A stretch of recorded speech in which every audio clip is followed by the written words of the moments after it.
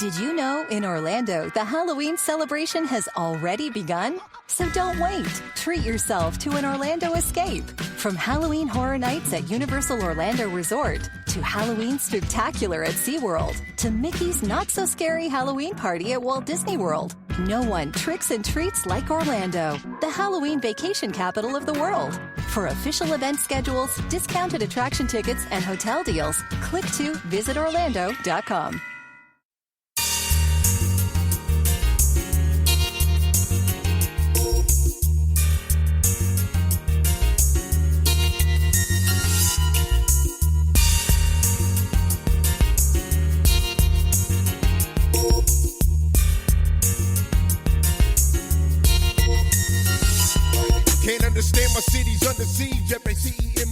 Yo, ladies and gentlemen, welcome to the Source Material Comics Podcast, Onslaught. This is week 2 of Onslaught Week here in September on the Rattlich and Broadcasting Network. The Source Material Podcast is doing a focus all month on the 1996 Marvel Comics event, Onslaught.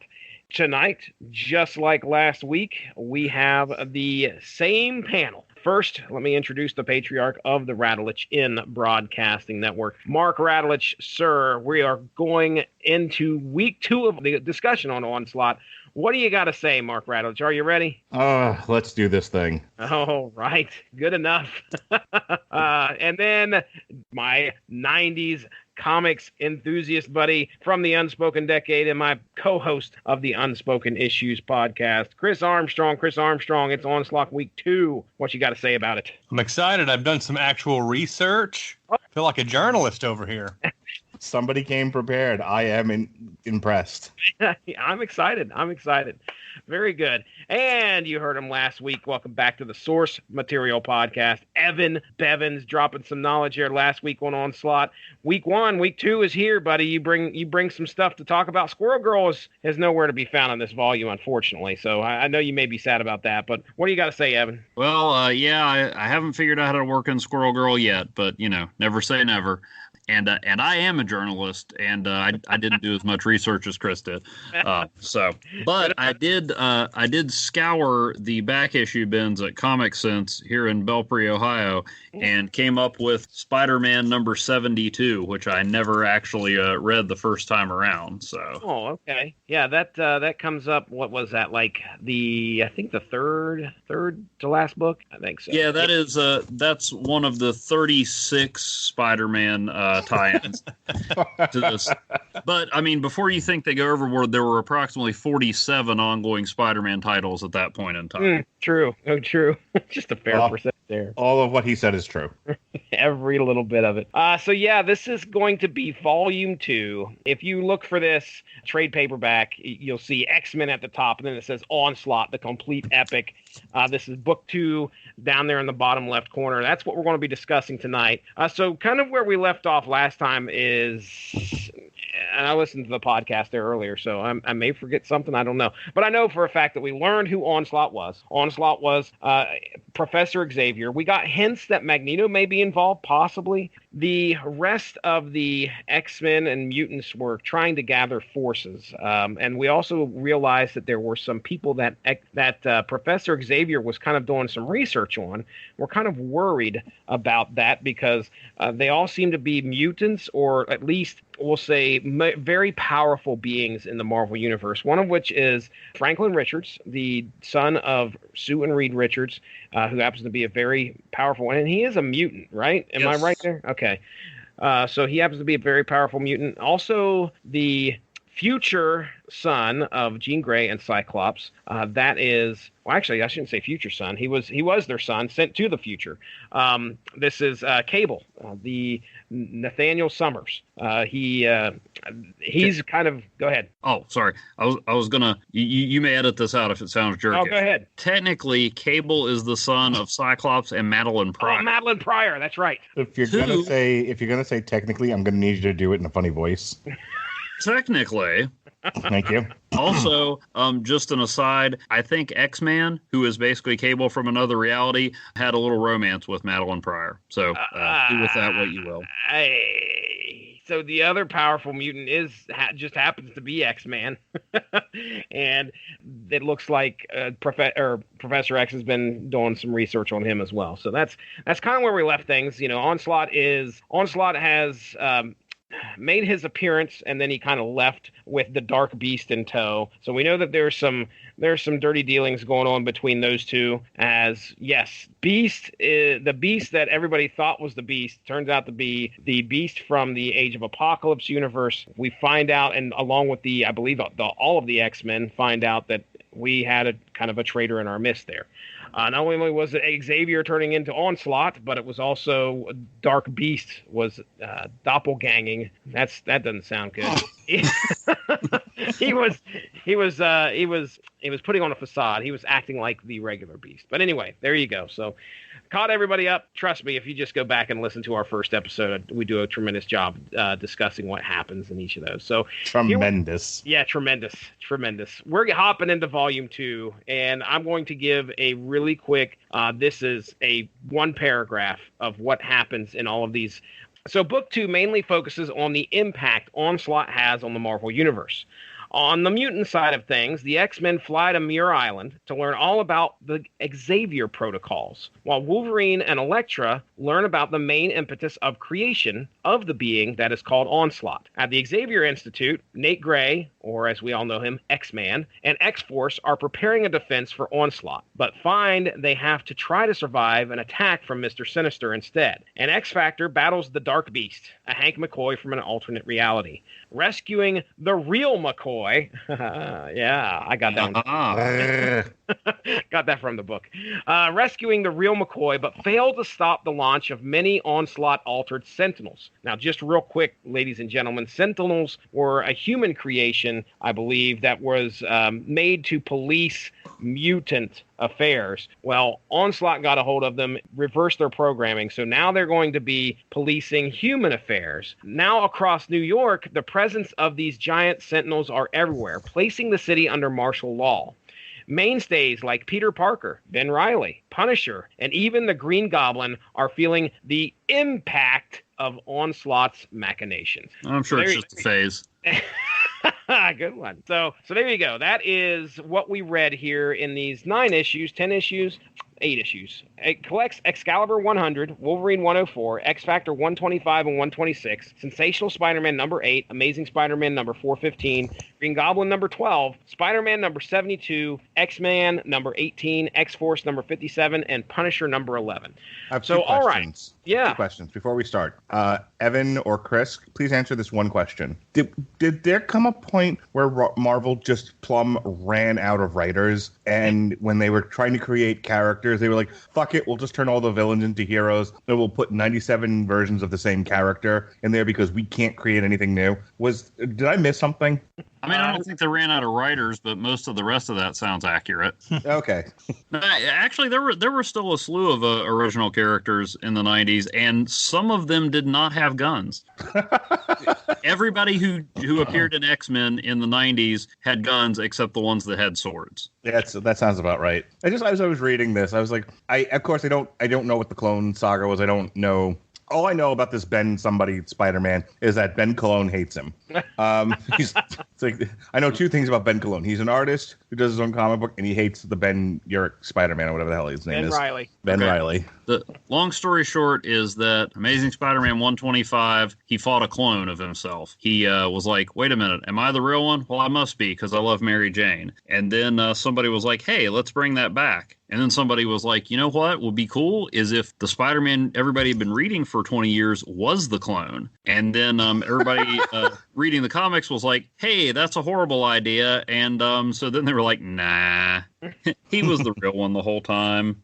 Yeah, pretty much. I mean, that was one of my notes, was as we get into the Spider-Man issues, there is a lot of reference to the Clone Saga. Obviously, you got to. I mean, if you're just popping into Spider-Man, Sensational Spider-Man, or something like that, and you have no idea what's going on, and you realize that there's 2 Spider-Man running around, you got to have an explanation. So that's got to be explained every single issue.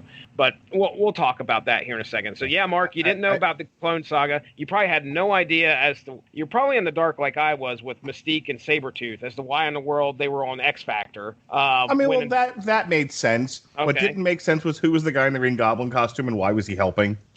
Okay. He was Ben Urich's nephew, Phil. That sounds like I made it up, but I did not.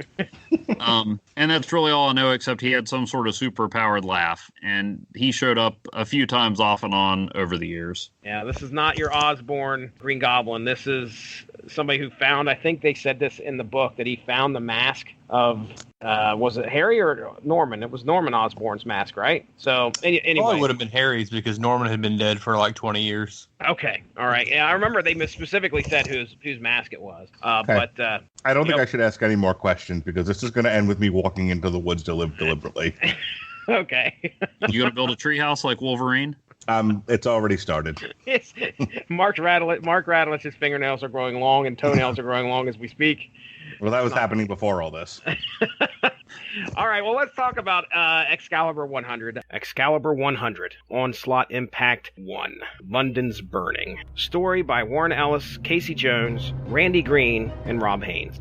In this issue, there's a pretty crazy storyline that they are actually in the middle of, involving the Hellfire Club, supernatural artifacts, and a plot to silently control the population. But in the middle of all this, the X-Men, Jean, Psylocke, Cannonball, Cyclops, and Angel, arrive at Muir Island to talk to Moira McTaggart about Professor X going insane and turning into Onslaught. Moira tells the team about the Xavier protocols, which involves the plans for a psionic suit that Xavier created in case he ever turned evil. The team also discover that the Xavier protocols were also ways to kill the X-Men as well. You know, really, just briefly, I'd say 80% of this book should not have been in here. It was filler. This would have been something that we would have seen 2 panels of in the first volume, but now we've decided to stick. Complete Onslaught Epic. That's true. I mean, we can't get away from the completeness. Oh, well, you want the full issue? Here's a double-size issue 100. Okay, so Warren Ellis told this whole story, but we are dropped in the middle of just a completely separate storyline, and really the only thing that matters here is the fact that the X-Men show up to find out about the Xavier protocols. So it's like after that dramatic call that Jean Grey sent out, Excalibur's line said, "The party you have dialed is not available. Please go to Muir Island for some exposition." Please do. Please do.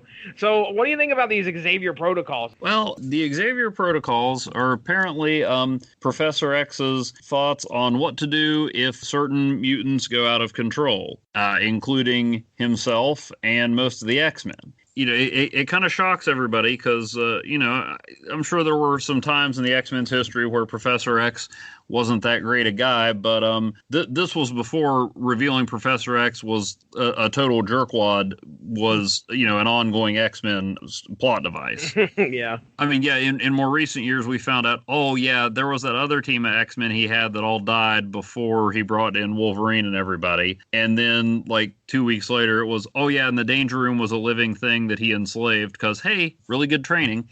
But back then, he was pretty much a saint, so the idea that he was coming up with ways to kill off the X-Men, while practical, I mean, he wasn't actively plotting their murders, but he was like, hey, if they go out of control, this is something you know, that we need to be prepared for.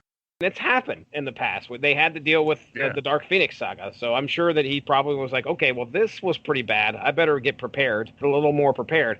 And not only did he get, I mean, the first thing we see is the psionic suit that he is supposedly devised and talks about, okay, here's what needs to happen if I'm the bad guy. But then we got, okay, here's what needs to happen once Wolverine's the bad guy. It goes into detail about how, you know, they could kill him because he doesn't have any adamantium on his bones anymore. It's kind of shocking for the team to kind of deal with that. But yeah, that was the one thing that really stood out, because when I was reading this issue, I was like, I remember this cover, but I don't think I ever read this issue as I was going through. And then I got to this explanation of how to kill Wolverine, and I was like, I have read this because I remember this specifically, because he points out, quote, his head would have to be severed and removed utterly from the vicinity of his body to prevent swift flesh and nerve regrowth. So you have to decapitate him and throw his head as far away from his body as you can get it. Yeah. And can I just say that, I mean, I don't know that you really need Professor X, this brilliant guy, to come up with that. I mean, it seems kind of obvious. You know, like I don't know if they had others in there like Gambit. Well, watch out for the playing cards and then just shoot him. The other thing is, like, at first it's really cool from a story standpoint. You know, it's like, oh, well, if Moira, Scott, and Jean are here, I must have gone bad. Yeah, I didn't understand that. And then Angel walks in and everything changes. Like, oh, okay, now it's Wolverine. Yeah, it's like these are the guys who would come if it's like, well, what if Wolverine stabbed Cyclops? You know, then it's like, Professor, how do we kill Wolverine? You're going to need Cyclops. Well, he's in pieces. I mean, like, you know, from a storytelling standpoint, it's cool. It's like this thing, like Xavier's predicting all this stuff. And I mean, I don't want to bash people's ideas, but it's like, you know, suppose that, Cyclops was in the can when they unlocked that protocol. True. And, what if Jubilee walked in and it's like, oh, well, this is what happens if the Blob has diarrhea. You know, I mean, yeah, it probably only needed to be done once. Like, I'm with Evan on that one. I like the Xavier protocols, but the whole idea, but I feel like it should have been those three that unlocked all of them, not a different set of brain scans that unlock different things. Because you're right, just like, okay, well, if Wild Child, X-Man, and Toad walk in here, what happens? Like, now we're just trying different combinations. That's how we stop Avalanche. Yeah, the villain, not the actual disaster.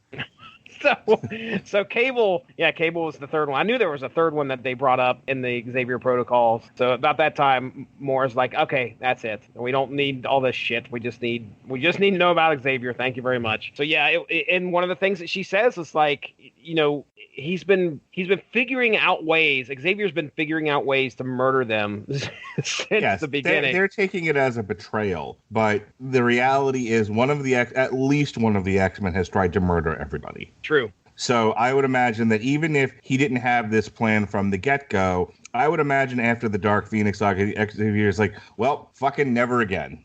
And then he thought, and then he had the foresight, which I like to say, okay, if she can go bad, I'm sure some weird shit can happen to me too, and I'll go bad. And if that happens, they're going to need to know how to defeat a guy who can control minds and, mind wipe people and do all kinds of terrible things. So to me, as Evan said, from a story standpoint, it made sense. I think my only issue with it is that it kind of takes away one of the things about being a hero, which is figuring out how to defeat the bad guy. He just kind of hands them a magic gun. Says, here, make this, and you'll if you need it, you'll defeat me. I have my doubts, though. I can't remember how this ends, but I have my doubts that that's just going to work. I really don't. I mean, I think it's going to help at some point, but I don't even know if it's going to work.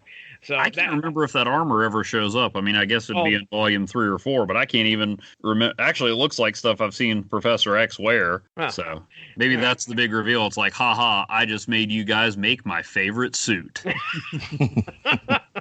I'm going to end the world in style.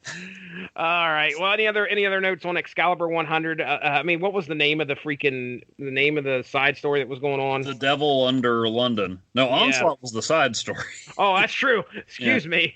Yeah, but I mean, it's a decent excuse, I guess, for not bringing Excalibur in. I just always thought it was weird. Like, Kitty Pryde and Nightcrawler are two of the people you think of as, like, stalwart X-Men, and Excalibur ran for, I think, 125 issues, and they were over in Britain. They were missing for this huge chunk of X-Men history, except, for the big crossovers, where they could, stand in the background or completely ignore everything that was going on.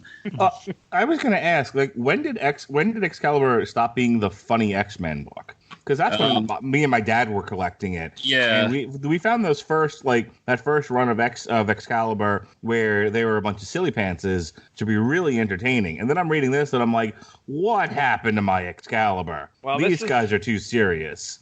I don't know how long was Warren Ellis on the book. Well, I don't think he had been on very long. I'm trying to, because I would drop in and out of Excalibur. I mean, it went into at least the 50s, issue numbers before it got more serious. But I am not sure.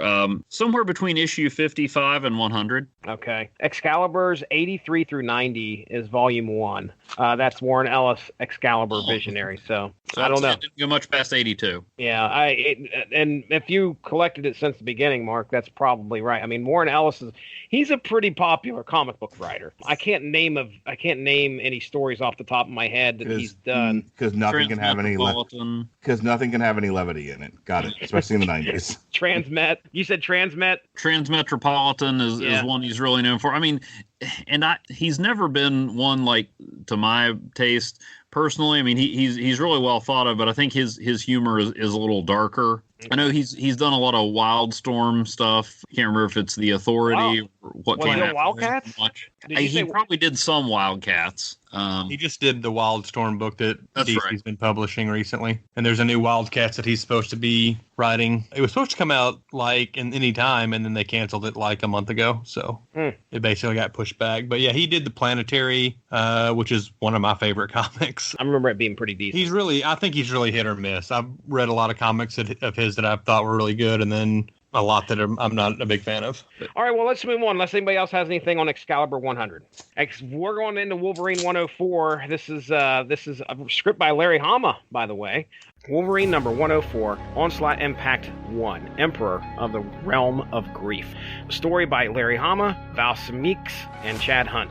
Wolverine has been sent to ask Gateway about his knowledge of Onslaught. Problem is, Gateway is an aboriginal teleporter/mystic that doesn't speak.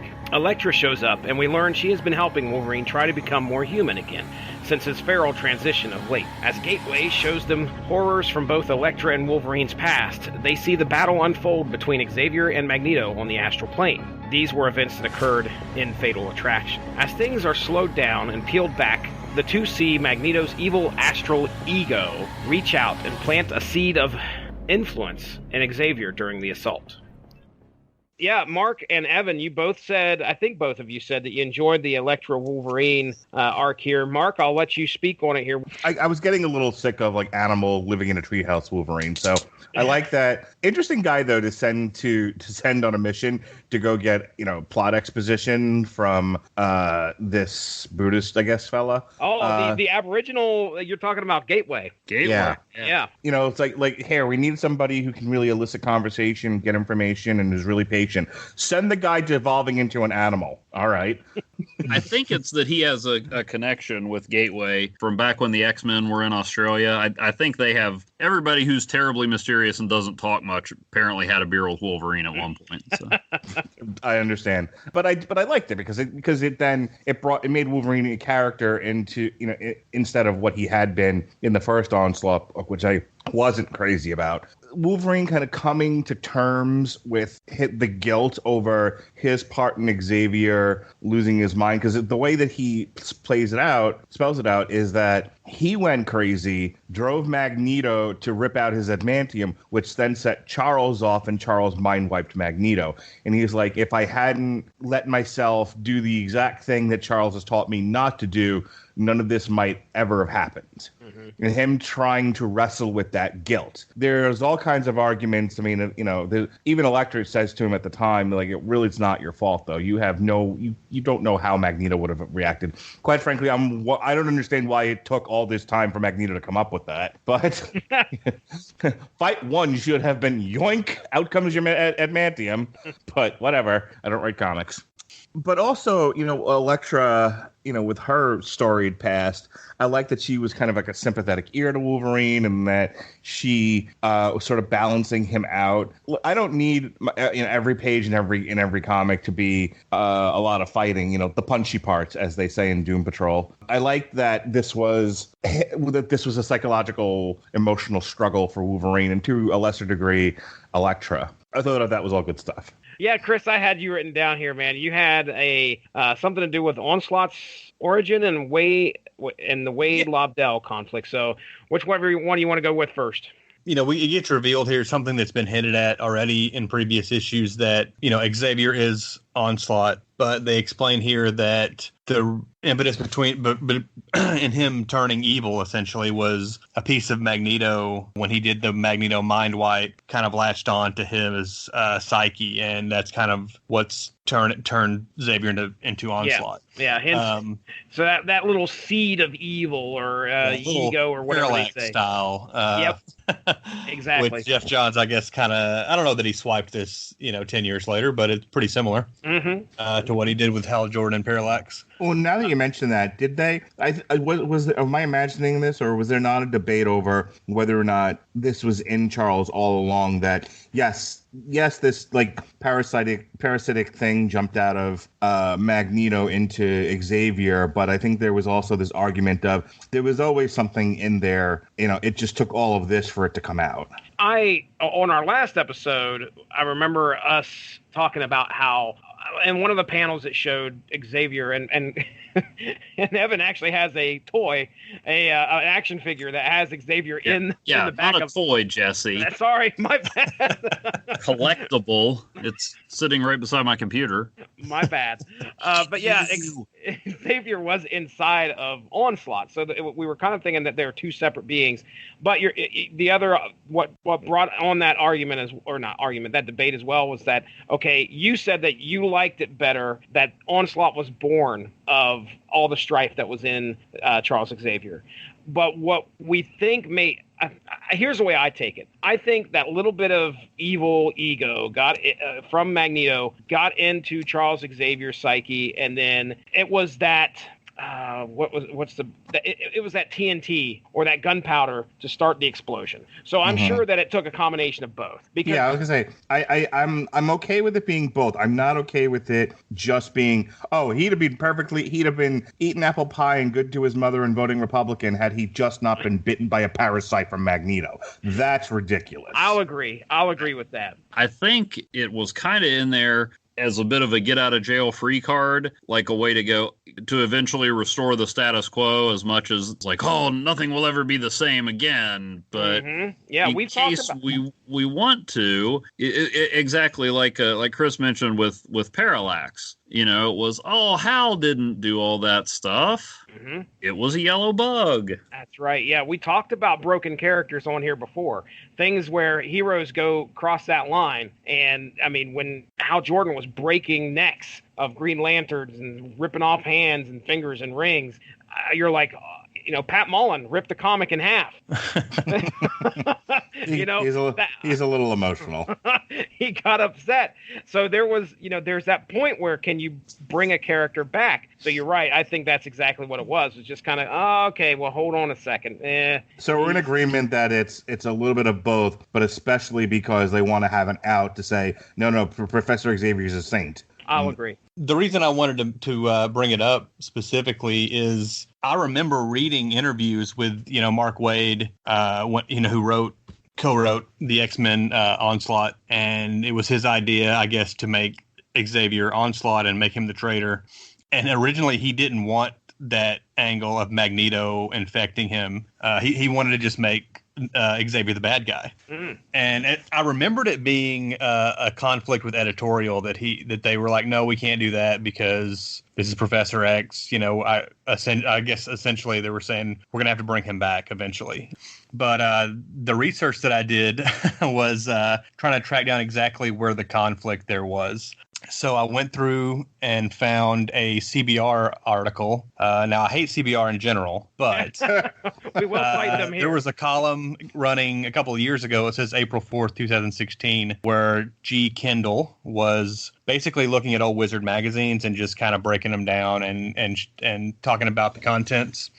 And so this was from Wizard 59 in July of 1996. Aside, we asked last week, we were wondering if it was common knowledge that the Avengers and Fantastic Four, the Heroes Reborn stuff, was going to be a reboot type deal. And apparently that was common knowledge because it says in the Wizard news section, Marvel headlines the news with the announcement the Onslaught crossover will lead into Heroes Reborn, and that Marvel's focus during the Heroes Reborn will be the heroes left behind, such as Black Widow and Quicksilver, etc. hyped for the Onslaught crossover, which has been trying to sell the idea that Onslaught is going to kill half of the Marvel universe. And I do remember those taglines, Onslaught's going to kill half of the Marvel universe. So apparently that was known, that like at the end of this story, they were going to be gone and they were going to have their own continuity, separate from the standard Marvel universe. And then there was a second Wizard article, same author, Wizard number 65 in January of 1997. And there's this Q&A with Scott Lobdell, who is the co-writer of the X-Men books with Wade. And I'll just quote what he had to say about the Onslaught Xavier stuff. Scott Lobdell is interviewed offering his views on the recently completed Onslaught crossover, which he acknowledges was difficult for him to co-write. Lobdell disagreed with the efforts of, quote, unquote, some people. Mark Wade, to portray Xavier as, quote, this conflicted under the surface evil who has been dishonest with himself, unquote, and state that it's not his inclination to, quote, tell a story that's draped in this kind of cynicism. So the conflict, I guess, was between Lobdell and Wade, and Lobdell won, probably because editorial wanted to be able to redeem Xavier down the line. I also found a blog, Secrets Behind the X-Men. It's a Blogspot blog. There's another quote from Wade about the whole situation. Mm-hmm. Let me see if I can find it really quick. While you're doing that, if I could just add this, I do love the fact that it isn't just the movies where the artists get notes and are told to do things because of future sales. That's fucking amazing. In editorial's defense, it was another writer who also didn't like it. It wasn't just, I'm sure that's ultimately where the decision lied. Bob Harris was the editor-in-chief at the time, and he was famously heavy-handed with the X-Men stuff. So I'm sure that was kind of the final say was his. Mm-hmm. But and that was not the only time. I was actually listening to a older episode of Cosmic Treadmill. They were talking about Mark Waid. That's not the only time he clashed with Bob Harris. Oh, really? They referenced the Professor X having a crush on Jean Grey, which is apparently really happened in an X-Men number 3. Stan Lee wrote that in. I was wondering about that. And then later they just kind of got rid of it because they didn't want to use it. But it says here, creepy. Many years later, Mark Waid took Jean Grey on a journey into Professor X's mind in X-Men 53, where she is confronted with the repressed memory, one of many that should have resulted in Professor X becoming the villain Onslaught. When it didn't, Mark Waid quit the title. Quote, it was always my conception that Onslaught was Professor X, pure and simple. He explained in Wizard magazine number 90. That's probably the one I remember. The nonsense about adding Magneto's evil to that mix, to me, weakened the storyline and made the whole situation a lot less interesting. He's not wrong. Yeah, I kind of go back and forth on who I think was right on that. It would have been more interesting, I think, if Wade had kind of had his way. This story, I think, is strongest if Magneto's a vegetable and Xavier's racked Xavier's racked with guilt, and then you start piling on top of that the legacy virus, the failure of Sabretooth to be healed, and the handful of other things that happen, and he just fucking snaps. Failing over and over and over. Yeah, yeah, and I would have cinematically done it as he snaps the moment cannonballs, like, but I don't think I'm good enough. You're not fucking good enough.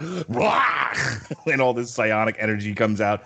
The camera pans back, and there stands Onslaught, and he just kills all the X-Men. And, Wade, I think Harris was gone by this time, but Wade had another conflict a few years later with a Captain America story that they basically changed on him before it went to press that led to him quitting, that title like 2 or 3 years after this. Wade, at that point, he was really like this. I mean, he'd been in the business for a while in different roles, but he was like rising star at that point. I think he had done Flash. His Captain America was getting rave reviews. Kingdom Come was released in 1996. Right. And so when one of the biggest writers came onto the biggest comic, like Lobdell was writing Uncanny and Wade was writing X-Men, it was a huge deal, and it didn't last 6 months. I favor the idea of the object here is to sell books, not create high art. But the geniuses in both areas are able to do both. And I'm not a huge fan of change your art to reflect the need to sell books, but I'm also not a fan of I'm not interested in selling books. I just want to tell a nice story. I think both are counterproductive. Like I said, Wade has had these conflicts, and I'm not saying it's all his fault. It may be that he's got the clout, and I mean, at this point, even still today, if Mark Wade wants to write a comic, somebody's going to publish it. Oh yeah. So he didn't have to put up with stuff that maybe other writers do. Like I said on that Cosmic Treadmill, where they were going through Wade's history, he's butted heads with editors more than a few times, and a lot of times he'll say, hey, it's perfectly within their prerogative to do it. They own the character, but I just didn't feel like I could work on it anymore. I remember hearing some about this, that he and Lobdell had clashed, and I mentioned on the last episode that I got X-Men 53 and 54 signed by Mark Waid at the Chicago Comic Con, and that was a couple years later, and I was kind of like, I wonder how he's going to react, because apparently he didn't have much fun. No, he was great. I said this is one of the best comics I've ever read when he signed 54, and he's like, oh, thanks, that means a lot. Oh, he's gracious. That's great. That's yeah. Awesome. All right. Well, let's move on. We'll go to X Factor 125, and I'll do 126 also. X Factor number 125, Onslaught Impact 1, The Ticking Clock. Story and art by Howard Mackey, Jeff Matsuda, and Al Milgrom. In this issue, we jump back to a conversation between Onslaught and Dark Beast, McCoy. McCoy tells him he has someone in X Factor that can help their cause, and it turns out to be Alex Summers, brother to Cyclops, who also goes by the name of Havoc. McCoy also convinces Fatale to teleport Sabretooth, Mystique, and a functional Sentinel to their side. However, the mutant team X Factor is planning on tracking the Sentinel down. During all of this, Jean Grey's transmission plea for help goes unseen. X Factor finds the Sentinel and faces off with Fatale and their former leader, Havoc. Another traitor in their midst, a team member by the name of Random, shows his hand. Forge finds out there are other Sentinels there, all prepared to launch against humanity. Another Onslaught lackey by the name of Post enters the fray, and as X Factor battles, they look in horror as the Sentinels fly into the air. Part 2, Free For All. Story and art by Howard Mackey, Stefano Raphael, and Al Milgrom. Sabretooth and Mystique are approached by Dark Beast, and he asks them if he'd like to join up with Onslaught. And as an offering of peace, he gives them Forge to kill. Untrusting of McCoy, Sabretooth and Mystique attack him. During the battle, McCoy is able to escape through one of Fatale's portals. Now, Forge realizes that the Hank McCoy he thought he knew as Beast was an imposter, and the real McCoy is out there somewhere. X Factor 126, Onslaught Impact 2, The Beast Within. Story and art by Howard Mackey, Herb Trimpe, Stefano Raphael, and Al Milgrom. Forge, Sabretooth, Wildchild, and Mystique make their way to find the real Hank McCoy. And even though Dark Beast attempted to deceive them through some doppelganger trickery, the team is successful finding the real Beast. With Hank at their side, they are able to subdue Fatale and Dark Beast. Upon reaching the surface, the team finds that their friend Polaris was gravely injured during the earlier battle, and demand Fatale transport them to a hospital, while the Dark Beast bides his time as he states this is exactly where he wants to be. Chris, we're going to go right back to you. You said you liked Havoc's look here in these X Factor issues. What are your thoughts there? Yeah, I don't know what he's wearing. it's just like a Armani bodysuit with these red cables under his arms and over his shoulders. I thought he was wearing a suit made of test patterns. and yeah, it's got the the Havoc. What do they call his power blast things? I can't remember. It's oh my gosh, plasma. Wow. Thank you, plasma. It's plasma.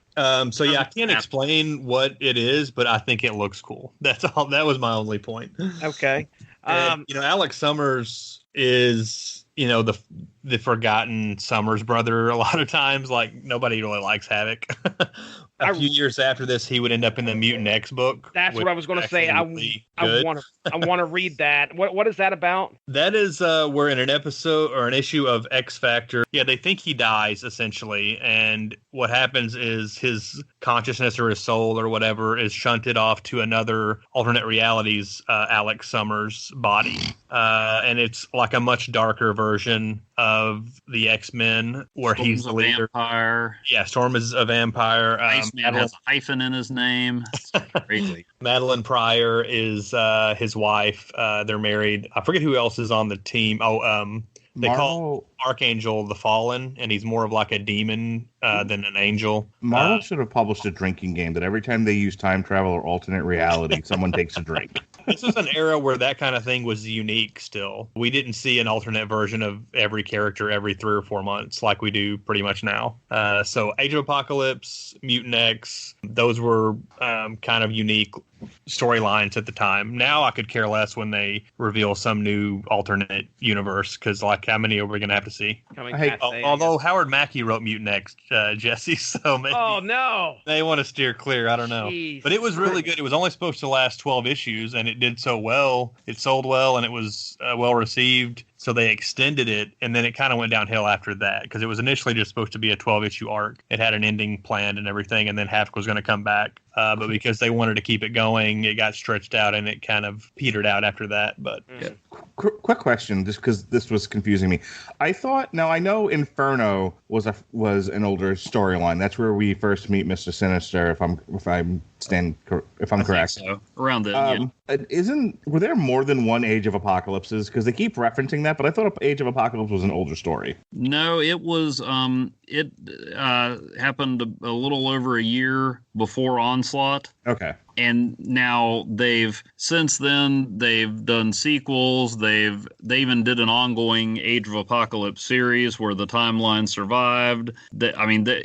Once a character or a concept, sells in comics, or just gets a couple fans. I mean, a lot of the writers are fans too. Well, we were talking about the Clone Saga and the Backlash earlier. Dan Slott, over the course of his run on Spider-Man, brought back almost every element of that, and people were like, "Oh yeah, it's great." Like, didn't we all hate it? I mean, I love Dan Slott's run on Spider-Man, but I'm like, didn't we all hate this when it actually came out? Chris wants to tell us about his favorite character, Random, as well, from what I understand. Random, it's not even really Random's fault. It's just like they're throwing these Onslaught crossover into Excalibur and X Factor, where they've already got their own shit going on. They're just shoehorning it in. So now, like, if I want to read Onslaught, well, I got to read about Polaris and Random. Who gives a shit? Random sucks. I don't know, man. I think on the top 10 list of the 90s-est characters, especially... Yeah, but he's not the cool 90s version in this. He's a little twerp. Well, that's just because he got smacked around. Yeah. This was Random, the character that when we were doing Fatal Attractions, I was like, who is this dude? Like, we talked about him in that. Yeah. All right, I thought so. He's got the do-rag and like his weird... He looks like Deathblow. He looks like a messed up arm gun. But then when he gets beat up, he turns into a teenager, apparently, with I don't know, a stupid haircut and shades. Another issue that could have been, if we're going to do what we did in issue 1 or the first trade paperback. I mean, this trade would have only been like, I don't know, half the size of book 1 then, and people would have been upset if they would have just cut everything out that didn't have anything to do with Onslaught, and that was a lot. I do like Jeff Matsuda's art. I'll say that. Okay. He does the first half of the first X Factor book, and then some other guy takes over. He's okay, but I like Matsuda quite a bit. Yeah, and X Factor and Howard Mackey, okay, just saying. I honestly think when we hit the Spider-Man issue, I had no problem with that. I know I put this on the chat, but I'm going to say it here so our listeners can understand. I think Howard Mackey's, what he's got to try and do is he's got to try and cram in all this backstory all at once so you understand where all these characters are coming from in the X Factor. And X Factor has like 120 members, I swear. Back then you weren't guaranteed that everything was going to get collected in a trade 2 months later. Exactly. Yeah. Exactly. He crams all this stuff in there, and there was just, I'm trying to get through this today, so I'm like, I got to finish this book before we do the podcast. That would probably be a good idea. So I'm reading through X Factor 125, and I'm just like, this is a double-sized issue. Shoot me now.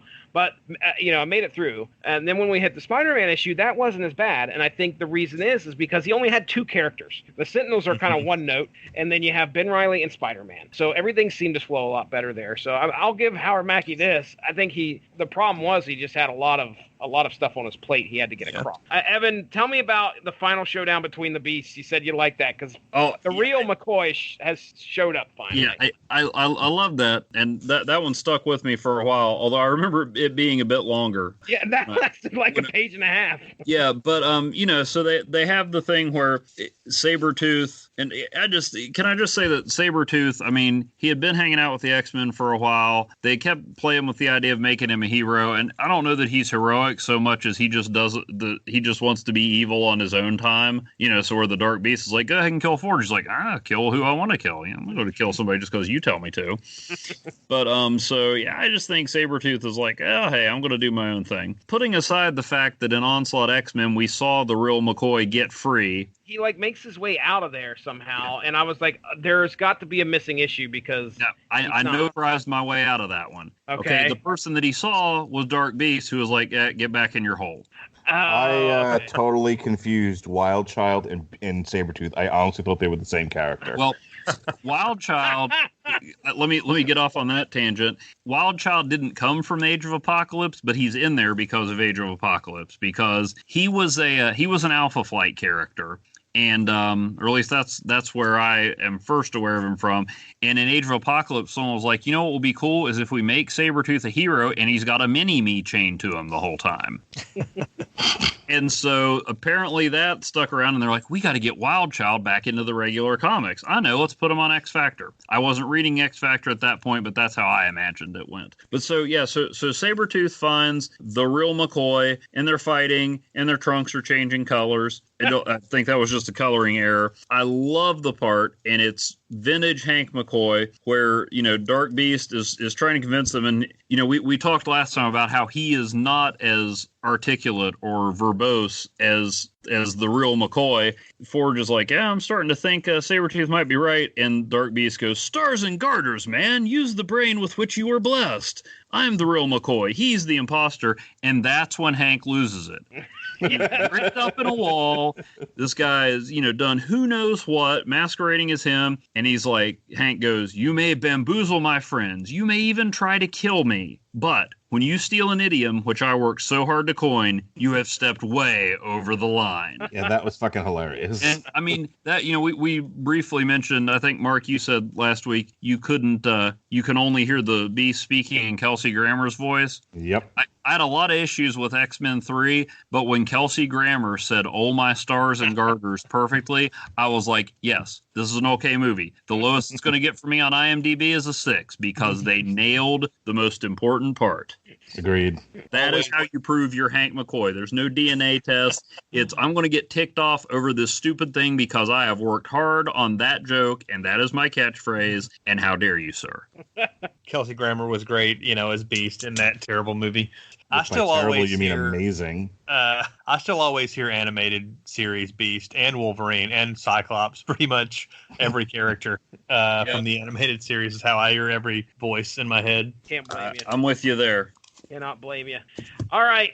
Well, let's hop into the Sensational Spider-Man number 8, The Usual Suspects. And this one. Have to? The Sensational Spider-Man number 8, The Usual Suspects. Story and art by Todd DeZago, Mike Wieringo, and Richard Case. We are following the Ben Reilly Spider-Man, who discovers that Norton G. Fester, the looter, has been using the tools of other villains to commit crimes in order to remain unknown as the perpetrator. Once Spider-Man is able to confront and capture the looter, sitting atop a building, he is taken by surprise when 5 gigantic sentinels fly over his head. Yeah, the last panel is Spider-Man, the Ben Reilly Spider-Man, looking up and seeing all these sentinels. Well, there's like 5 sentinels fly over his head. And that's they easily could have just used those last 2 pages the way they did with the Fantastic Four issues in the first volume and whatnot. All they had to do was do that. But I was going to say, I'm glad this is included because I'm always down to read any comic that Mike Ringo did the art on. Yes. I don't know how familiar any of you guys are. I'm sure Evan's pretty familiar with him. Passed away about 10 or 12 years ago, early, unfortunately. But I was a huge fan of his, and he draws a great Spider-Man. He's got a really cartoony, I guess, art style. In the best way. Yeah, in a great way. All right, well, let me just slip in here and talk about the Sensational Spider-Man controversy, because this was something that I wasn't collecting at the time it came out. Again, there were 47 Spider-Man 47, yeah.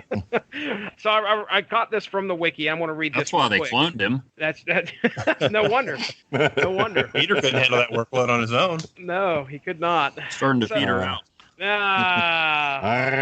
So, yeah, this was about the most interesting thing I could find about Sensational Spider-Man. It says in the initial 7 issues, 0 through 6, January through July of 1996, were written and penciled by Dan Jurgens, who had helped revive interest in Superman for DC Comics in the mid-1990s.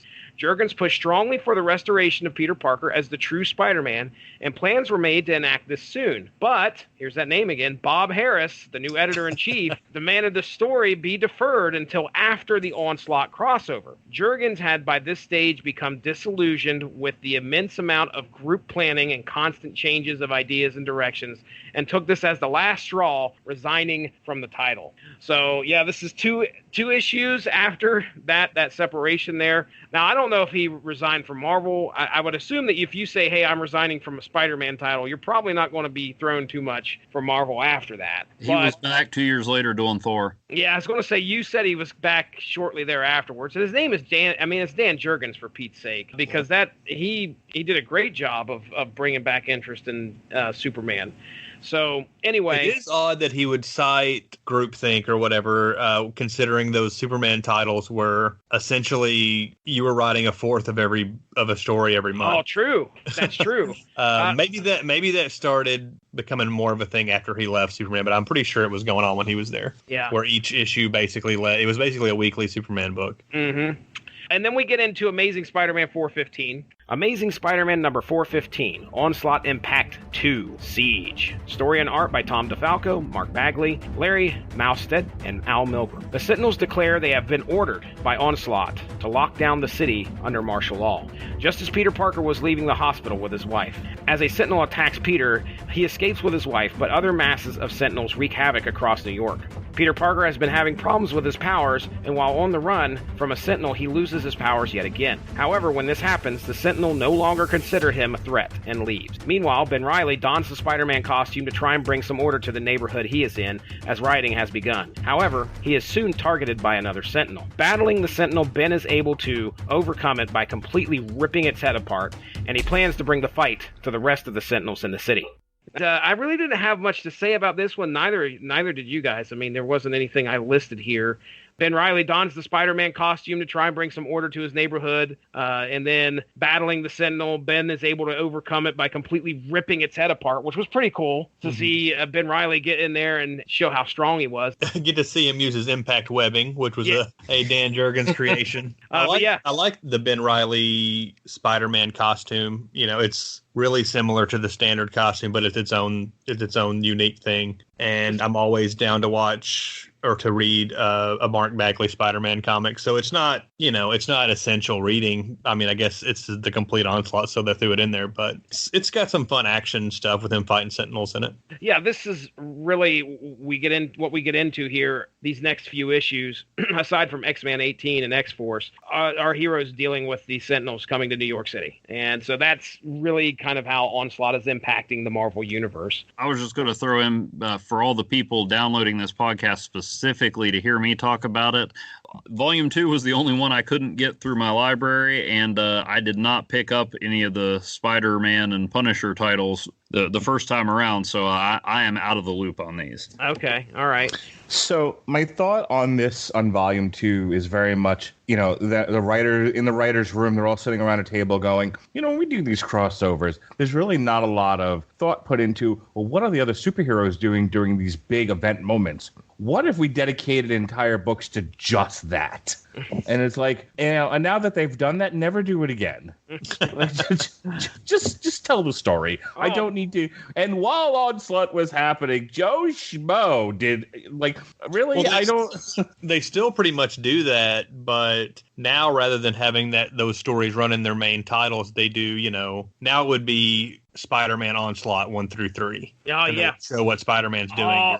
Age of Ultron, AU1. Yeah. And I'm like, oh, yeah, right. But it does give the writers and artists of the main books the option to not jump into the big crossovers, and they can kind of keep doing their own thing. So, doing their usually those, Age of Ultron Spider-Man or whatever are usually garbage and not worth reading. So. And a lot of times they're collected in a separate, like when I was reading the ones I had for this, because I mean, there's some interesting stories, but nothing that really trips the main story. I thought maybe it would have made more sense to do like an Onslaught Phase 1 and 2 trade and an Onslaught Impact 1 and 2 trade, because in one of the ads they had like a checklist and it had different orders and even left some of them out. I think some of this was kind of arbitrary. I don't think these were all planned to be read in a particular order. I mean, some of them obviously depend on others, but I mean, I was just buying stuff as I saw it. It wasn't, except for a couple of them, and like they'll say continued in this issue, but otherwise there's not a strong through line on some of these, if that's even a term. Here's the thing. If you really want to tell what some of these heroes were doing during the Sentinel attack in New York, 2 pages. Yeah. 2 pages was all you needed. Agreed. In like a main Onslaught book. Meanwhile, in Manhattan, and you see the superheroes fight the things. Okay, we get it. I don't need an entire book dedicated to this. Yeah, I'm really kind of scared of what we're going to get in part 3. I mean, I don't know what it's going to contain. I can't remember. Damage control. It goes back to the main story. Yeah, at least we'll get some X-Men in the next volume. Okay. Oh no! At this point, I'm hoping we get an entire. I'm hoping Volume 3 is all damage control. But like damage control doing city planning, damage control doing debris cleanup, damage control starting to erect buildings, damage control applying for permits. I don't want to be a part of your universe, Mark Radlich. Well, no, there are comics like that. I was going to say Mark is a fan of the damage control. I know it was that 4 much. issues and it was hilarious. And they only needed to do it once. I just real quick asked this, and I could be completely wrong. Into the Spider-Verse, the movie. All right, yes. was Miles Morales? His universe had a blonde-haired Spider-Man, right? Yep. There was the classic Spider-Man that was separated or divorced from Mary Jane Watson, and then there was the newer, let's call him the Dan Slott Spider-Man, who gets shot in the face by Kingpin. Okay, but he was blonde-headed. He had blonde hair, right? Right. Okay. Now Ben Reilly in the 616 here, if you notice, has blonde hair. Mm-hmm. Maybe and of course during the Clone Saga, they were saying he was the actual Spider-Man all along before everything else got turned around. But what if the blonde-headed Spider-Man in Spider-Verse was actually Ben Reilly, but no clone? Jesse, you just blew my mind. Jesse, were you in the writer's room getting high with them when they came up with this concept? All right, Green Goblin number 12. Here we go. Speaking of, let's not focus on every single character in the Marvel Universe. Go on. Green Goblin number 12. Onslaught Impact 2. Even the Brave Can Fall. Story and art by Tom DeFalco, Josh Hood, and Derek Fisher. Nephew of Daily Bugle employee Ben Urich, Philip Urich is the new, not-so-villainous Green Goblin. A New York resident as well, he has been watching his city become overcome with Onslaught-controlled Sentinels. When Phil and his uncle make it to the Daily Bugle, it is attacked by a Sentinel, cutting the power and hampering their ability to get news out. It is at this time that the reluctant Phil Urich becomes the Green Goblin and takes the battle to the Sentinel. Getting his mask, the source of his power, knocked off during the battle, Phil begins to realize he may not be the hero he believes himself to be. Steeling himself, he reaches for the mask and puts it back on. Attacking the Sentinel, Green Goblin sends his glider through its head, destroying it. During this, Phil suffers a blow to his mask, rendering it inoperative, potentially ending Phil's stint as the Green Goblin as we know it. Phil Urich is the kind of guy who, if he were around in 2019, he's dead now, by the way. Yes. If Phil Urich were on Facebook, his Facebook statuses would constantly be like, "Just don't know if I'm going to make it today, guys. Having a real tough time today, guys." And just alluding to bullshit that he wouldn't actually talk about. Like, what a whiner. Poor guy. Phil Urich. I bought the trade of the Green Goblin solo book, which was like 12 issues a couple of years ago, thinking I would read it one day. And now I'm like, I'm never going to read this shit. Not a fan. Yeah. It's real. I mean, what, am I wrong? Was it not really bad? No, he definitely had some of the other issues do have Scott McDaniel on the art, which is the main reason I bought it. So I can still thumb through it. Okay. But I don't know that I'm ever going to actually read it. So anyway, yeah, Green Goblin shows up. He tries to do a few things. He gets real emo, and then his mask gets broken. All right, good deal. Spider-Man 72. Spider-Man number 72. Onslaught Impact 2. The World's Gone Mad. Story and art by Howard Mackey, John Romita Jr., and Al Williamson. On a rooftop, Peter Parker, just narrowly escaping death from a Sentinel, is trying to get some good pictures for the Bugle when in swings his clone, Ben Reilly, being chased by Sentinels. When it appears Ben is going to get caught, Peter throws something and hits the face of a Sentinel, getting its attention. Now, both Peter and Ben have to rely on each other to eliminate the 3 Sentinels that are after them. When Ben takes a shot to the back, Peter helps save him, and the two make a plan to destroy the Sentinels. Ben disables one, and Peter uses his on-again, off-again spider powers to detach a Sentinel's head, swinging it into the other two. Now, Ben and Peter must focus on ridding the city of the rest of the Sentinels, and also join the Avengers and X-Men in fighting Onslaught. This is where Ben Reilly and Peter Parker team up and take out some Sentinels. So I don't have any notes other than Clone Saga, Clone Saga, Clone Saga, Clone Saga. Right in the thick of it. I just the cover. That's the one I tracked down. The cover says this month's must-read Marvel comic, and in a lot of the ads for it, they were talking about how Onslaught would affect the rest of the Marvel universe, including ending the career of the new Green Goblin and setting in motion the events that would lead to the return of the one true Spider-Man. And I'm like, oh, so this must be pretty important. Yeah. I mean, it was a good story, but It's just them beating the crap out of Sentinels. I don't. Yeah, Which when Romita Jr. is doing it is great. But yeah, I mean, it's not bad, but it just why put that tagline on it if it's not going to be like this crucial, Spider-Man beats up Onslaught finally. Oh, crap. Okay, bring it on. But God, wouldn't that be hilarious though? I'm just like, oh, we have this huge X-Men crossover, these really powerful mutants, and Spider-Man takes out Onslaught. Like, what's going on, guys? What's the problem? Cosmic Spider-Man could do it. No doubt. But yeah, there are 6 double-page splash pages. That's right. You mentioned there was a lot. And they're pretty much all fantastic. So I mean, this is Romita Jr. Spider-Man. I love seeing. I mean, he's a good artist, but there's some characters that I don't. For me anyway, his style doesn't work on him. He's an awesome artist, but Spider-Man is. I mean, that's him at the top of his game. Yeah, I've always thought that him on Thor and Hulk was pretty much a perfect match. But he's probably done more Spider-Man than anything in his career. He's great. Moving on here, we're back to the mutants, ladies and gentlemen. X-Man 18 and X-Force 57, 2-part story. Actually, it's a 3-part story. We just don't get the third part in this book, and I really hope it's in Volume 3. I'd imagine it has to be. X-Man number 18, Onslaught Phase 1, and the Company of Strangers Part 1. Story and art by Terry Cavanaugh, Steve Scrose, Bud LaRosa, and Rob Hunter. We rejoin Nate Gray at the Xavier Institute as he is currently being guarded by Domino, Sunspot, Caliban, Meltdown, Shatterstar, and Siren, the members of the X-Force. As Sunspot is attempting to repair Mansion security, everyone is on high alert for Onslaught, but no one is expecting the appearance of Mr. Sinister. When the fight begins, Nate puts up a valiant effort but succumbs to the power of Mr. Sinister. X-Force 57, Onslaught Impact 1, and the Company of Strangers Part 2. Story and art by Jeff Lowe, Anthony Castillo, and Mark Morales.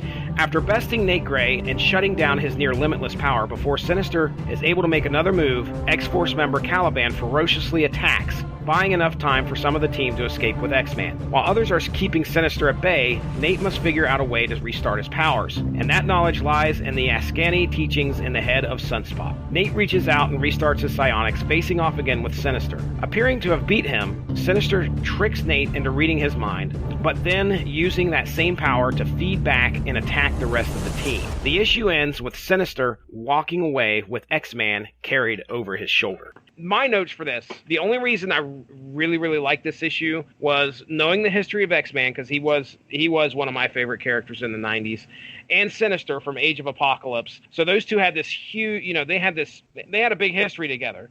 When Nate sees Mr. Sinister here, it's the first time he's seen him since he killed Mr. Sinister. I don't know what he was called. I can't remember what he was called over in Age of Apocalypse. I think it was just Mr. Sinister. Okay. He had that mustache. He was Senor Sinister. Senor Sinister. I may have made that up. You have killed my father. All right. So anyway, yeah, he kills him over in the Age of Apocalypse. X-Man kills Sinister over there, and then he sees him over here for the first time, and that was kind of a big deal. And Nate's interaction with the team of X-Force. X-Force was led by Cable. Cable's been gone for a while, and to see this kind of, this alternate world Cable kind of working with the team was pretty neat too. I remember it was big to me because Sinister was always obsessed with the Summers and Gray bloodlines. Yep. And he's the one, after Jean Grey died, I'm doing air quotes because you guys can see me on the audio. He's the one that cloned her as Madeline Pryor, fixed her up with Cyclops so that he could still, because he believed that bloodline was the key to, the mixing of those bloodlines was the key to defeating Apocalypse. Yep. And then Apocalypse was like, hey, I gave your ultimate weapon kit a techno-organic virus. And so X-Man was Sinister doing that in the Age of Apocalypse timeline, and he's Cable without the, without having to devote most of his powers to keeping the techno-organic virus from killing him. Yeah. So he's Cable without the restraints. This is where Sinister's like, okay, I've actually got my weapon now. Yeah. Okay. All right. I was going to mention Steve Skroce, or I'm not sure how to pronounce his last name, honestly. I think it's Steve Skroce, Sure. Who did the X-Man issue. And this was the first I'd ever seen. I wasn't reading X-Man at the time because I was just getting back into comics, but I picked up this issue as part of the crossover. And he would go on to do Gambit shortly after this. And then kind of disappeared forever. He storyboarded the Matrix movies. I think the only other comics he's done in like the last 20 years, it seems like, was a book for, did he do Doc Frankenstein? Do not know. Anybody know? I think he did that for the Wachowskis. And then he did a Brian K. Vaughan image book about 2 years ago. So he's kind of was a big deal for a couple of years and then just disappeared. And that's unfortunate because I really like his artwork. Yeah, it's definitely different. This is really not him at his best, honestly. Well, it seemed like he was starting to come into his own around this time, and the Gambit issues were really good, and then he kind of was gone after that. I think he did he was doing one of the Spider-Man titles for a while, too. Okay. Isn't it weird, and this just might be for you guys, but, I mean, we have a lot of this story taking place in Manhattan and New York City and all that. It's so weird to see the World Trade Centers, the buildings throughout the books, and just be taken back to that. Let's move on here to Punisher number 11, our final book. Punisher number 11, Onslaught Impact 2, Manhattan Onslaught. Story and art by John Ostrander, Tom Lyle, and Robert Jones. The Punisher is on the street dealing with the chaos brought about from the Sentinel's appearance. Over the river, the S.H.I.E.L.D. helicarrier is attacked and brought down. Meanwhile, a team of thugs going by the name of the Junkyard Dogs plan to claim the helicarrier as salvage, intent on killing anyone alive on the ship. Luckily, the Punisher shows up to lend a hand, and the self-destruct goes off, blasting the helicarrier to pieces. After this, S.H.I.E.L.D. operative G.W. Bridge has Punisher commit to helping them with a mutant terrorist group, as after all, he owes S.H.I.E.L.D. What was this debt for, according to G.W. Bridge? Frank was drugged out of his mind and recently killed Nick Fury. S.H.I.E.L.D. helicarrier is attacked and brought down into the river. Then Punisher makes the decision to jump in there and help them out. And we have some junkyard dogs. The junkyard dogs, these thugs that have decided that, the helicarrier is now going to be salvage, and we're going. What a goofy concept. Yeah. What?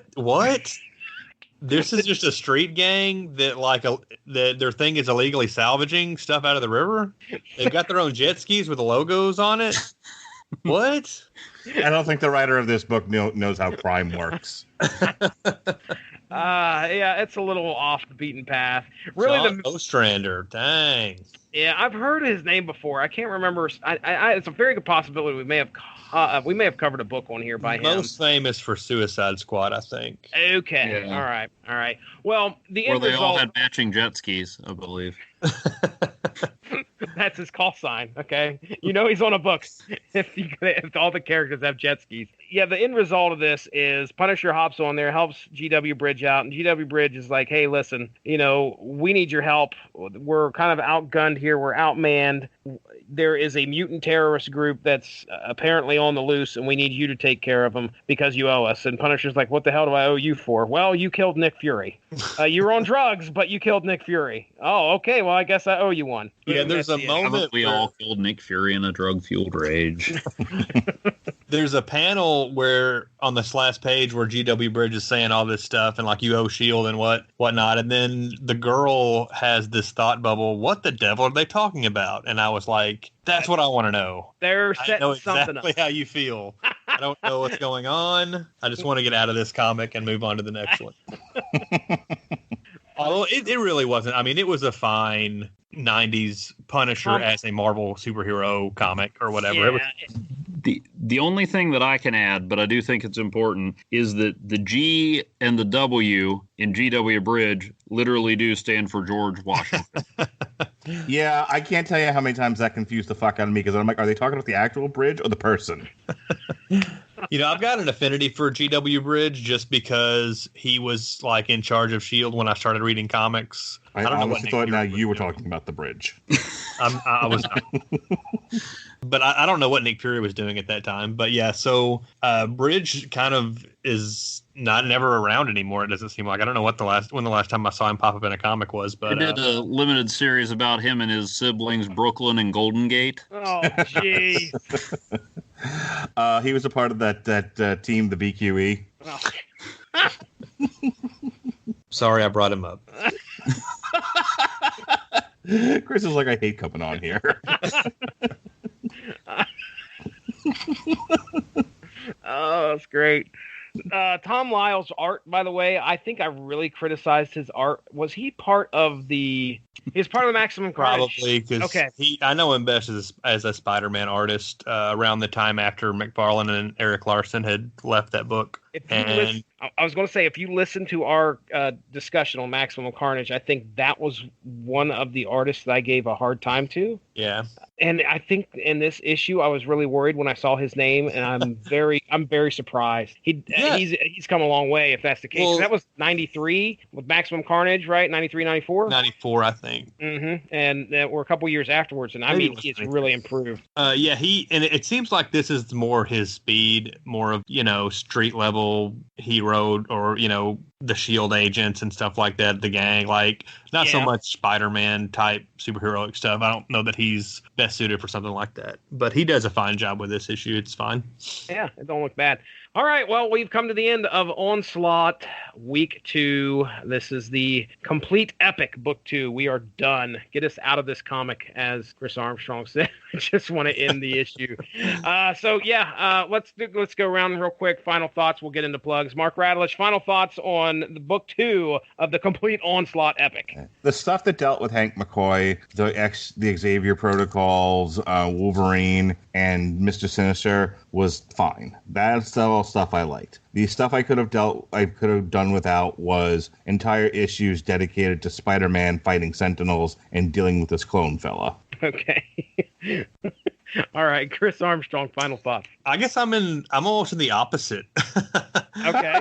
Stance. Like the mutant themed issues, while they did move the Onslaught stuff along some more, there was just too much stuff I didn't care about with some of the other characters. Whereas the Spider-Man books were just Spider-Man beating the crap out of Sentinels by artists that I really liked. So those were a lot of fun for me. The Green Goblin issue was terrible, and the Punisher issue was passable. So uneven. The first volume was much better, but looking forward to volume 3. All right, very good. And Evan Bevins, please. You have to be in the middle now because Chris and I are on opposite sides. Well, actually, I was going to since I didn't complete the assignment, I brought a little extra credit. That's right. I had a note on here for you to tell us about the Generation X stuff. Speaking of the Complete Onslaught Epic and comics that don't have a lot to do with Onslaught, Generation X was like the next big thing, or had been a year earlier, and there were 2 issues of Generation X that were branded with Onslaught, and it's possible they had less to do with the story than Excalibur. Although they were all, the 2-part story was motivated entirely by Onslaught. Oh, okay. But basically, they're coming back on Emma Frost, the White Queen. She and Banshee were the headmasters of the school, and they were coming back from something that happened in issue 17, which I read 22 years ago. Emma mind controls Banshee into jumping out of the plane, but it's okay, he can fly. Has the plane fly to Canada to her private estate. The initial thought is, oh, she's turning evil again, because Emma had only been a good guy for like less than 2 years at this point, so everybody was kind of waiting for her to go evil. But it turns out that she was her last team of youngsters, the Hellions, died pretty horribly, and so she was trying to protect Generation X and also got caught in some sort of psychic backlash caused by Onslaught. Now, granted, this psychic backlash didn't affect Cable, X-Man, Jean Grey, people who were standing right next to him. But be that as it may, it was an offbeat story.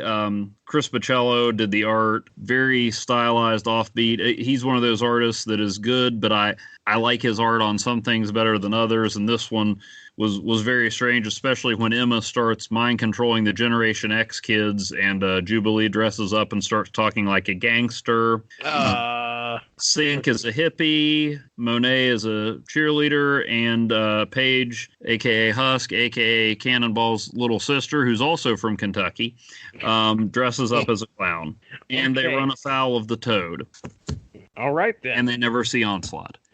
But, but it was, so we've got all these Spider-Man issues and other things, and I do think it's cool when you try to rope others in, but here are 2 specifically X-Men comics, branded Onslaught, not vital to the story, but certainly not any less related than some of the other titles we got. So I just thought it was interesting that of all the stuff they pulled in, including stuff in volumes 1 and 4 that happened before and technically after the story, there was no room for Generation X. Yeah, that's sad. That's real sad. So, any other thoughts on the second volume here? No, I'm pretty much agreed with Mark and Chris there. Is that middle of the road enough for you? I mean, the ones I read, they contribute something to the story, maybe not much in some places, but I don't know. It's just this second volume just seems to have the least meat from what I've looked ahead at what each volume has, and for what I remember reading. Like I said, I don't think this was written as a completely linear story with some of these tie-ins. I think maybe there might be a better way to collect them, but I mean it all goes to the grand scope of it. And like Chris was saying, you don't see a crossover these days that affects as much as it did. I mean there were still, you flip through some of the original comics with the ads, there was other stuff going on in other titles. There was one Spider-Man book that didn't have anything to do with it. Daredevil, I don't think, was ever related to it. Doctor Strange pops up in that X-Men Unlimited I was talking about that isn't in any of the trades. There were a few, but this really did affect everybody. And like I said last time, it was with the backlash on Spider-Man and some other things, this was really the X-Men like, hey, come in here. Get in here. There's room for all of us. Let's all come together and link arms and get our butts kicked by Onslaught. Yeah. We got to show that this is affecting the Marvel universe, and I understand that that's the purpose of the book. It takes 2 pages. That's the purpose. Hey, Chris said it earlier. The complete epic. It's not, hey. Except for Generation X. I'm all for complete epics, but I don't need an entire book of, and then Spider-Man fought the Sentinels. And then he fought the Sentinels. And then he fought the Sentinels. But then... Yeah, but in one of them, Peter helped him fight the Sentinels. See? Oh, my God. I stand corrected. I'm sorry. Please. But at least that issue was all about Peter Parker fighting the Sentinels. I mean, Excalibur had a good excuse not to answer the phone, but, I mean, that one, you could have lifted 6 pages out of it. Yeah. So at least those other ones, they were doing their thing. helping the fight against Onslaught. It's true. It's true. All right. Well, that brings our discussion of Volume 2 to a close. We're going to be talking about Volume 3 there next week. Better get to reading. Start reading now, because if you end up like me, you're going to be wishing you had a third holiday again next week. Yeah, I was ahead of the curve on the last two. I haven't read any for Volume 3 yet, so I'll be trying to rush. I had to fit all of today in to finish like 6 of the 8 issues that were in this. So I'm glad we had a holiday in order to get this discussed. Maybe a hurricane will hit Ohio and you can stay home too. Maybe, Mark, maybe. All right, let's get into plugs. We'll start with Evan this time. Evan Bevins, let everybody know where people can find you, what you got planned, what you doing. Well, I'm doing really bad at plugs right now. Yeah. Let's Goes see. without saying, literally. Got support group, a webcomic about a support group for people with lame superpowers in case your origin doesn't turn out the way they show it in the comics. You can find that on Facebook and on Webtoons. I also write for Graffiti, West Virginia Entertainment Magazine, where I talk about various comic topics. Let's see, this month might be who the Marvel Cinematic Universe can tap to replace Spider-Man, although I think they're still going to get a deal done. But cross your fingers. Just in case, yeah. Hint, Gravity. Or Squirrel Girl. There, I did it. Lord. There it is. Squirrel Girl would be in line with their current modus operandi. We don't have any male superheroes. What are you talking about? #woke. But Squirrel Girl's awesome. That's the thing about Squirrel Girl. I'm not debating that. Yeah. Let's see. And I guess with Titans Season 2 getting ready to come out, I'll be writing to folks who maybe aren't as familiar with comics about where Deathstroke comes from. Wait, I thought Deathstroke came from the Arrowverse. He was on that island. Yeah. Okay. he was a late addition. At some point, they were like, hey, you know who doesn't have any enemies? Green Arrow. The Titans aren't doing much now. Let's give him Deathstroke. Yeah, he was totally a Titans character. And they were like, maybe they can get in a fight and Green Arrow can shove an arrow in his empty eye socket. And then, they'll have a beef. Brilliant. Chris Armstrong, let everybody know where you're at. I'm on Twitter at BrodyMan34. Also do the Unspoken Issues podcast with Jesse.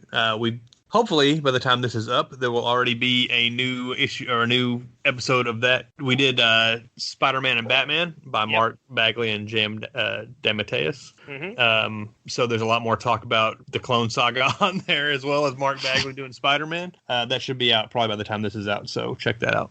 All right, very good. Mark Radulich, what's the schedule, bro?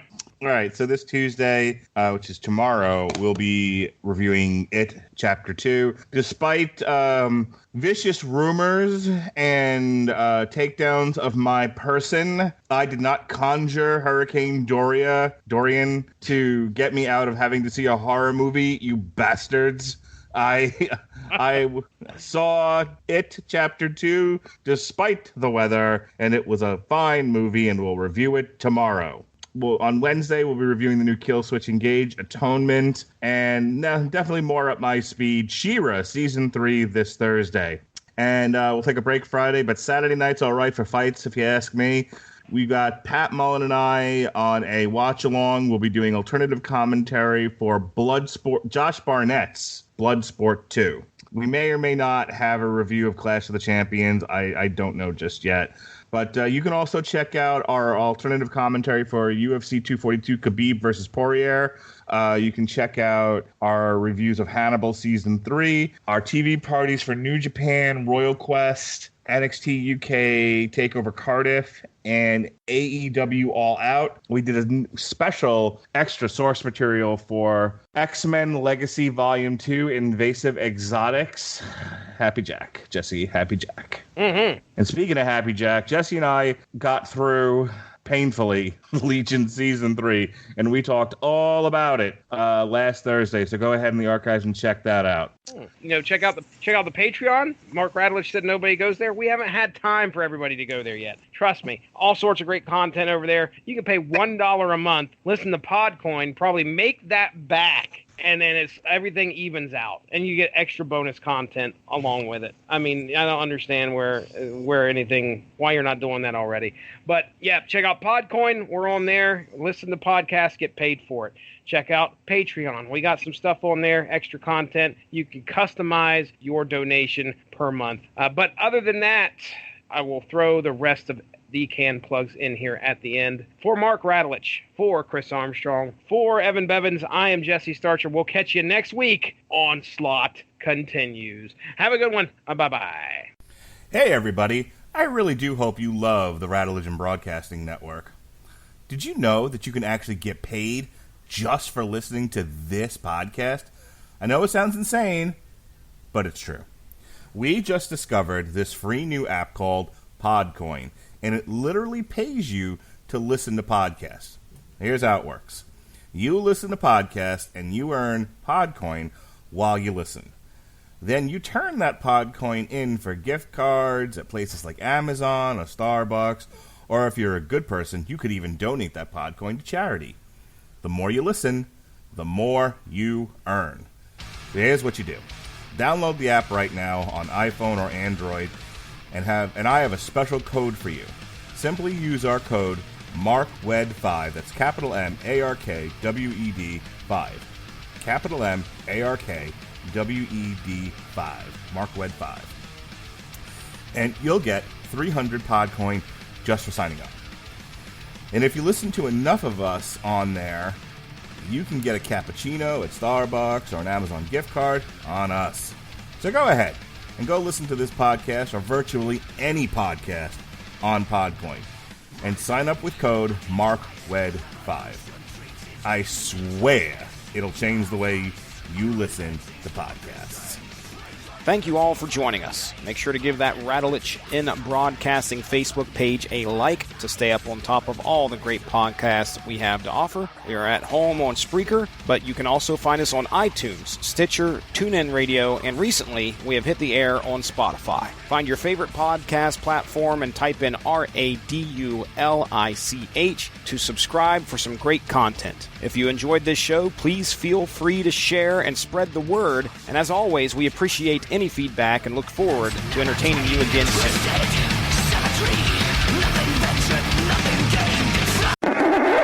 We certainly don't need to do that. Why are you yelling into your microphone? I'm looking at the cover to Excalibur number 100, and I think there's a chance Nightcrawler's naked. All right, you guys ready? Not if you keep yelling into the microphone. I thought... Fucking fix it. I'm just sitting over here being an asshole. That's fine. I feel like you're talking into your microphone through a megaphone. You're great just the way you are. Don't change a thing. I love you. Are we ready?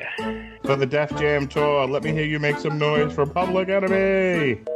But, so, yeah, I got lost on there. I'm not sure. I have a question. Yes, Why sir. did Spider-Man have a curly mullet? Let's was get the to that. 90s. He looked like fucking Steve from Stranger Things. Yeah, I can see I'm it. not going to be able to unsee that anymore. Not any of the Osborns. Phil Urich it's not Ozzy. It's not Harriet. He was the Goblin Knight most recently. There we go. Okay. They ran out of subdivisions of goblins. Goblin? Yeah. Strangely reminded me, and I'm gonna just say it was like, Ham Sandwich McFarlane. Really, all this is Punisher's hanging out on the street trying to take care of, whatever he's trying to take care of. I don't know if he's getting groceries or what. For him, and of course, These melons aren't fresh. someone's gonna die. Is it the Manhattan River, Mark? Is that what it is? Tell me yes. There's the Hudson River and the East River, so it's There's one no of those. such thing as a Manhattan River? No. I need to change my synopsis real quick. Can we get an entire series dedicated 100 issues long of Peter Pan fights the Sentinels? That Parker? Yeah, that's it. I'm gonna shut up before I say any more stupid things. Well, just like on the actual podcast, I'm going to mess up again here. All right, take it easy. You don't tell me to take it easy, bro. He did it again.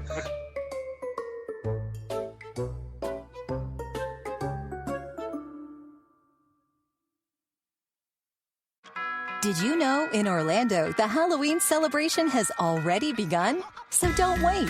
Treat yourself to an Orlando escape.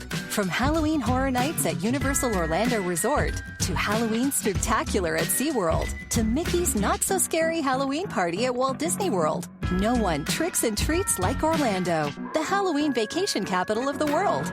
For official event schedules, discounted attraction tickets, and hotel deals, click to visitorlando.com. Did you know in Orlando, the Halloween celebration has already begun? So don't wait. Treat yourself to an Orlando escape. From Halloween Horror Nights at Universal Orlando Resort, to Halloween Spooktacular at SeaWorld, to Mickey's Not-So-Scary Halloween Party at Walt Disney World. No one tricks and treats like Orlando, the Halloween vacation capital of the world.